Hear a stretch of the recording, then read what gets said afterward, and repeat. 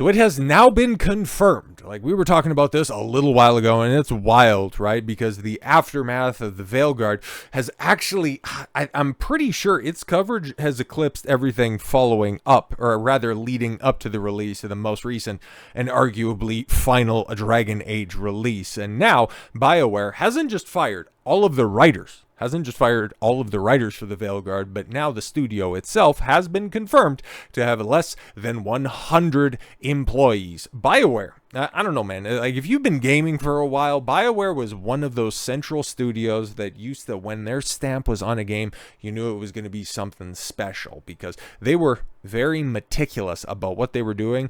But in recent years, man, like, it's been shit. It's been shit for a very, very long time, and it all just culminated with this, where I checked out on them with Mass Effect Andromeda. That's why I have zero hope for Mass Effect 5, which I don't even know at this point in time if BioWare is going to do. And if it is, it's very likely going to be their final game. It's like there's very much a shot clock over BioWare. Well, personally, I don't know. I really am about 50-50 at this point in time, where I've probably said strongly that I don't think BioWare is going to be making this game. Statements by EA's idiotic CEO kind of leads me to believe that they'll get one final shot at this, and it doesn't matter, man. Like, Mass Effect 5 could be the best performing of the entire franchise. I don't think that they're surviving this. I think that this is going to be, okay, we're going to go ahead and use this. Okay, it's the studio that brought you the other games in the franchise. It brought you the trilogy and Andromeda, and they're just back again one more time. We got veterans of the game that's on it. Oh, don't worry about it. It's kind of like there's veterans of the Mass Effect franchise working on Ghost of Yotei. Oh, don't mention that they also worked on the Veilguard because BioWare made them redundant in their positions. But let's take a look at this here real quick. So BioWare down to less than 100 employees after mass layoffs. Oh, they were massively affected. Decimate a Dragon Age: The Veilguard studio. Yep. And the previously reported BioWare layoffs have gutted the once legendary RPG studio. And man, it sucks, okay? Because we've seen studios, we've seen publishers go out of business. Like Interplay used to be huge back in the cut.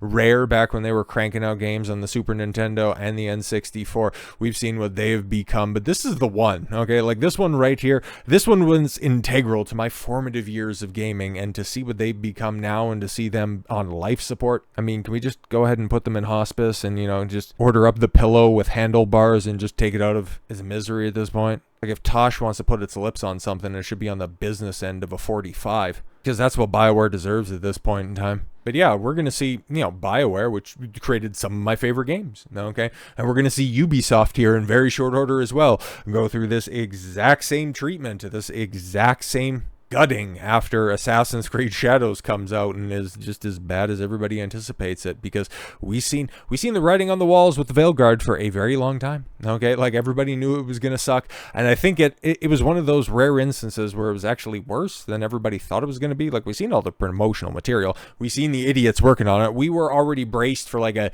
3 or a 4, but then the game came out and it was about a 2, and it was like, wow, our expectations were low, but holy shit. But the previously reported BioWare layoffs have gutted the once legendary RPG studio, leaving it with fewer than 100 employees, according to a new report from Bloomberg. This is a stunning decline from the more than 200 developers who worked on the Veilguard, and an even more dramatic fall from BioWare's peak when the company operated across 3 studios and employed well over 400 people. But I mean, when you release failures, catastrophic, verifiable, certifiable failures like Andromeda and Anthem, and then this one right here, because what was it? Right after, I think, what was it? After the release of Anthem, BioWare Quebec or Montreal or something like that ended up getting shut down, and then after Andromeda, another one of the satellite studios, so the only one that's left is the mothership in Edmonton, and well, ain't nobody working there anymore, okay? Electronic Arts restructuring of BioWare was initially framed as a way to relocate talent to other projects. Well,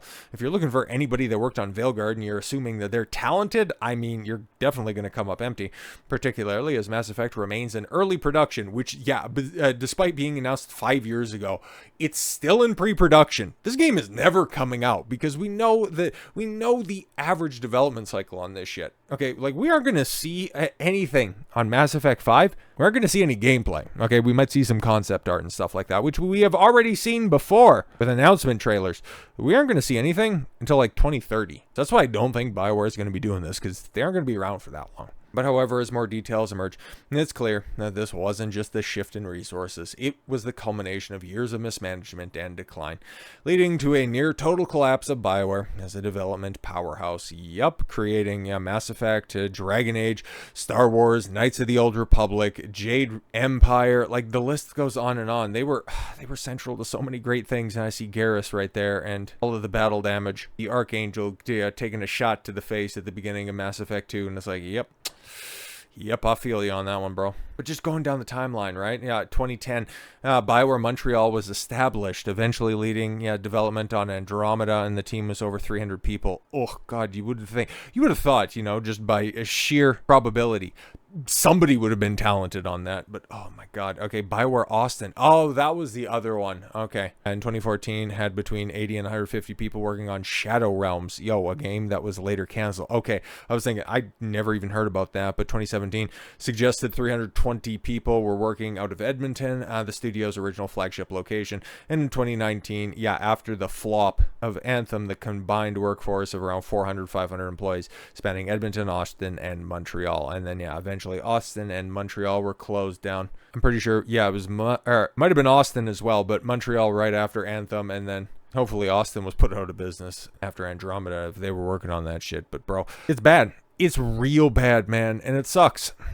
Because for as much shit as EA gets, justifiably so, they do every once in a while make a really quality game. And I know a lot of people are looking at some of that pre-alpha footage of the new Battlefield that's coming out later this year, and it's really looking not bad, okay? And when they do something innovative with their sports games, like EA, when they give a shit, they can make a damn good game because they have the resources, they have the access to the talent. They just settle for good when they can achieve great. I think that's probably the best way to frame EA. And as such, well, take a look at their stock prices, like we talked about this before, and well, tings are bad. Now they're recovering a little bit since their big drop off after their investor call, right? Like everything, just bottomed right out at 116 back on the 24th of January, and now it sits right now pre-trading markets. I'm recording this, yesterday evening, right? So $1.32 before markets open on Friday. Which is still, like, you take a look, okay, heading into the holiday season last year, things peaked at $1.68 per share, but it's been a minute, okay, and EA does tend to go through these ebbs and flows. Take a look at the 5-year, and they're generally up over the past 5 years, but 5 years ago, I'm sure that their anticipated performance and their slate of upcoming games more than likely included more than their annual sports releases and maybe a Battlefield game. Because what, you go back 5 years? Like, is that how long ago? Maybe it was a little bit earlier than that when Battlefield 1 came out. Like, that one was great. And then they followed that up with 5 and all the cringy marketing, and 5 eventually became a good game, but they really couldn't overcome, your disabled black woman in World War II. Like, bro, why would you even do that? That shit makes no sense at all whatsoever. But with that, and them being on the rebound, looking forward to the future, what's going to happen with BioWare, what's going to happen with EA proper. You've got Andrew Wilson, okay, EA CEO, coming out and claiming that Dragon Age the Veilguard failed, not because it was a bad game, not because the script was written in crayons and you had wafer-thin, awful, woke characters, and I don't use that lightly because how else would you accurately describe Tash, or, oh my god, I forget the, peg leg with a solar panel on her stupid head. Like, all of those characters suck. Oh yeah, and then that Asian elf who just talks with upspeak all the time, and it's just a modern day allegory. And then you have flamboyant necromancer. Like, all of the characters sucked ass. Like, it was so bad. That entire game, there was no aspect that was redeeming in that.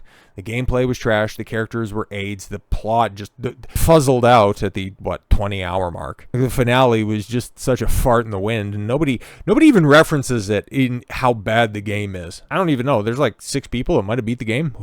Who even knows, man? Like, I'll have to wait and find out for Az to finally do his big long video on the game in order to figure it out, because there was only so much that I could see of that game before I wanted to join the 41% that was a target demographic for this game. But no, the game was awful, but that's not why it failed. It failed due to live service elements and the fact that it didn't appeal to a wide enough demographic. Holy shit, man. Like, that's what you think. That's what you think. It didn't put enough eyeballs on it. Well, you know what, Andrew? You're kind of right on that one. But you know why that was the case? Or do you know it and you not want to say it? Oh, okay.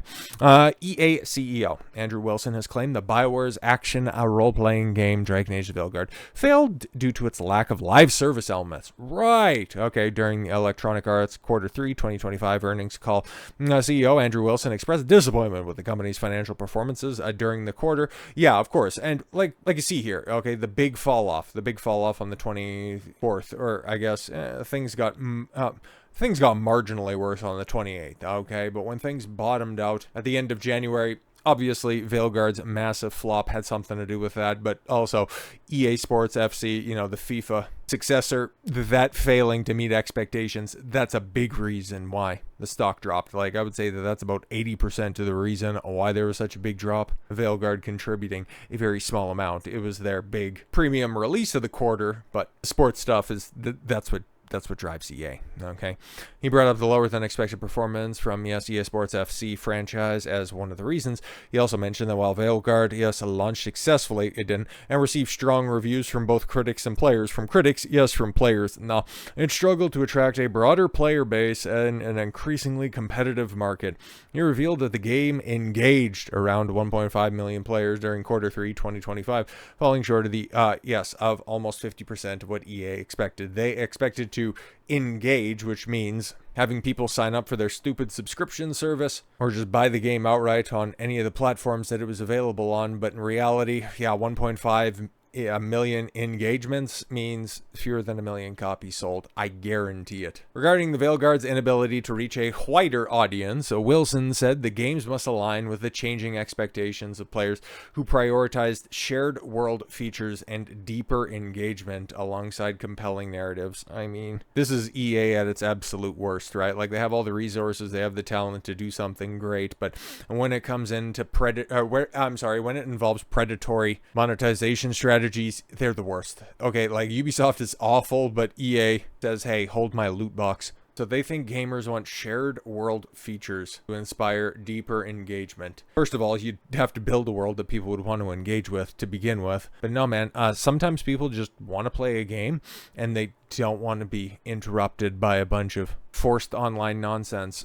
Maybe that's the thing. Like, if you would do something that was congruent with the genre, if you actually made a dark fantasy game to begin with, that would be one thing. Then if you just made an unapologetic single player game, you would have a success like Sony does with several of their franchises. And what was the best performing exclusive game in 2024? Oh, right. Another big RPG that didn't have shared world features, had deeper engagement. Oh, a little game called Final Fantasy VII Rebirth that was absolutely killing it on Steam and is still on the top sellers list 2 weeks after release. Yeah, no, it's just that's not what gamers want. I don't know why that one's succeeding. In other words, yes, he expected the game to have been more successful if it had live service elements. What a retard.